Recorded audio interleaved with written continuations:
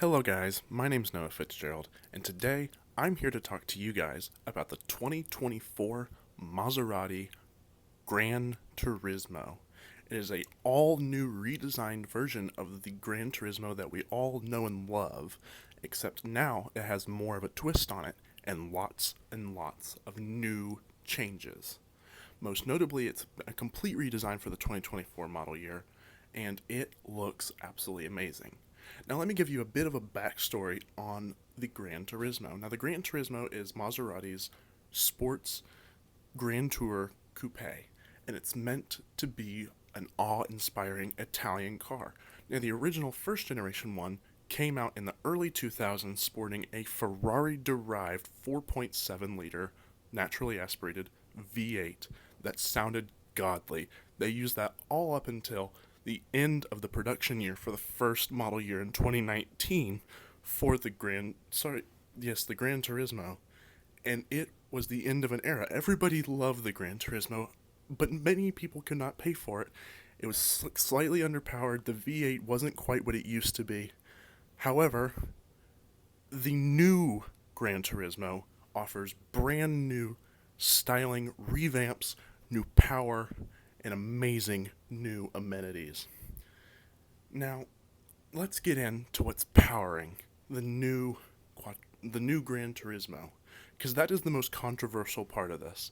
Powering the Gran Turismo is a 3-liter twin-turbo V6. Now, this is the Nettuno V6. Now, if that sounds familiar, it's because it is. It's the same twin-turbo 3-liter V6 found in the mid-engined Maserati MC20 that it sounds great, and it's a performance beast. It's an F1 derived V6, and it's an amazing engine that I would recommend to any. I'm a V6 guy. I like 6-cylinder motors, so the Nettuno V6 is really one of the best out there. It's one of the best sounding, one of the best powered ones, and one of the most in-depth from an engineering standpoint, being that it has that F1 background. Now, attached to that 3-liter twin-turbo V6 is an 8-speed torque converter automatic. Now, they went for a torque converter automatic for the Gran Turismo, being that it's a GT car. They didn't want something like a dual clutch because they didn't want it to be too fierce. They didn't want it to be too sharp. They still wanted to have that luxury refinement to it like you expect to see in a Maserati GT car. Now, all Maserati Gran Turismos are all-wheel drive, so you can handle very well, and you can put the power down very easily from that V6 with the all-wheel drive system. Now, the new 2024 Gran Turismo comes in only 2 trims, and that is called the Modena trim, which is the base trim, and the Trofeo, which is Maserati's more performance division. They have Trofeo versions of almost all of the vehicles that they have. Now, in the Modena, it has 483 horsepower and 443 pound-feet of torque. That's not a sluggish number. It's enough to get you from 0 to 60 in 3.7 seconds. That's very, very good. And it starts at about $170,000. So that's pretty steep if you want to compare it with some of its rivals, especially being that it's a Stellantis product, being a Maserati. Whereas you could get the old Quattroporte with the V8 for much, much cheaper. So it's kind of hard to justify the $170,000 until you actually drive the vehicle. It's an astonishing vehicle, and I think the Modena is sort of the weird choice. I'm not sure many people are going to go for the Modena.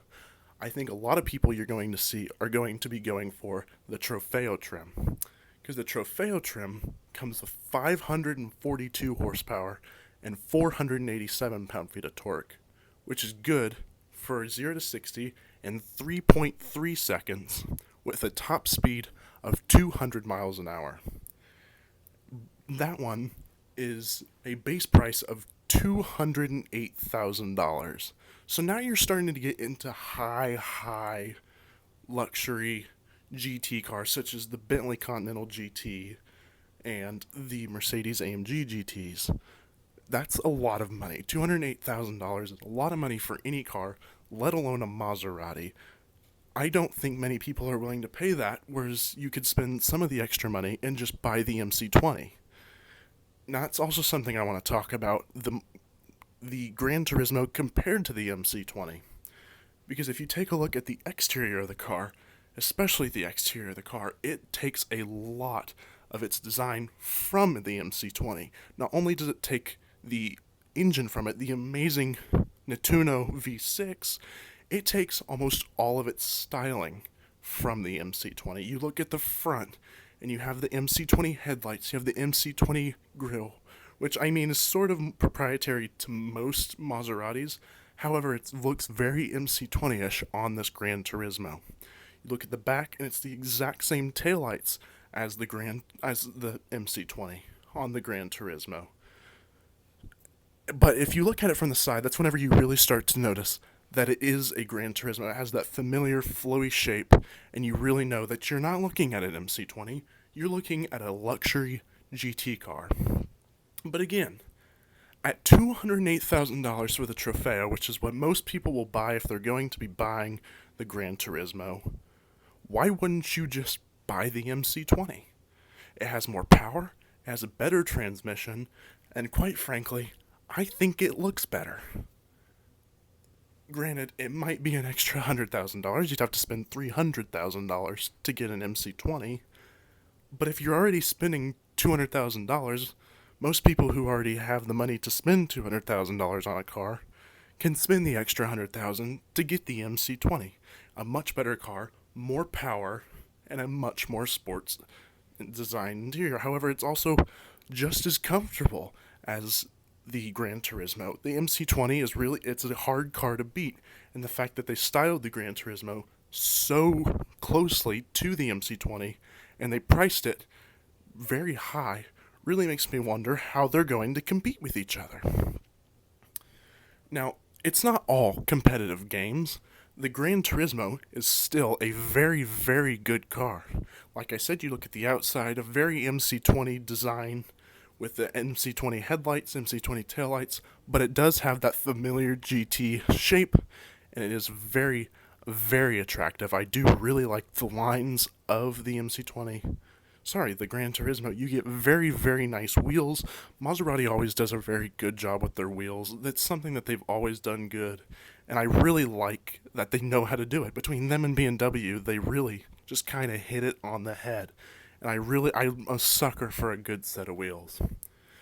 Now you get to the inside, and the inside is really where you start to see a new Maserati design language. You get almost the exact same interior that you'll see on Maserati's new SUV, the midsize SUV, that is, the Maserati Grecale.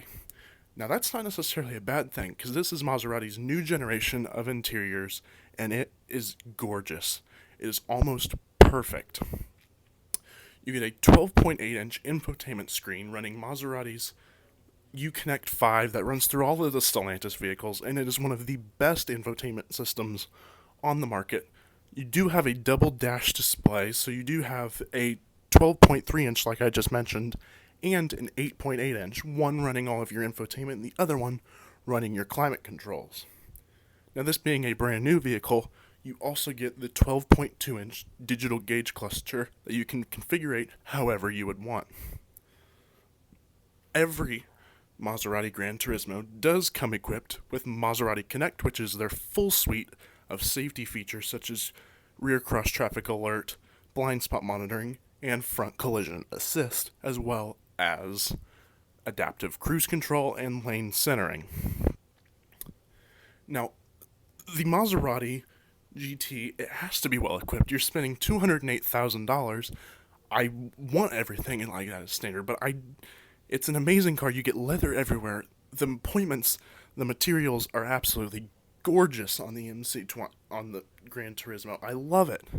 It's a really great car. However, it's not quite a $208,000 experience. I feel like you're going to get a much nicer vehicle if you just bought that Bentley or you bought the Mercedes. It's just going to be better. But what you have to think about is it's an Italian car. Nobody buys an Italian car for the luxury. They buy it because of its charismatic action. And that's something I can report that the Maserati does have. Now, it has a lot of character. That Nettuno V6 is amazing. It sounds great. It has enough power. However, I don't think it's enough to live up into its own shoes. That Nettuno V6 is powerful. It's amazing. But it will never outsound that Ferrari V8. And that's something I think it will forever be in its shadows for, and that's something I think will be very detrimental to its sales. I think people are going to see the old GranTurismos and see the V8s, and they're so cheap right now that it's going to overshadow the new one, and people are going to love it.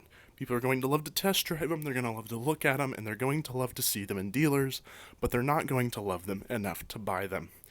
And I think that's a merit of it. I think it's an amazing car with amazing appointments. It's beautiful, so high-tech, and so good. It's a great sports car, great GT car. However, I don't think it's good enough at its price point to live up to its competition.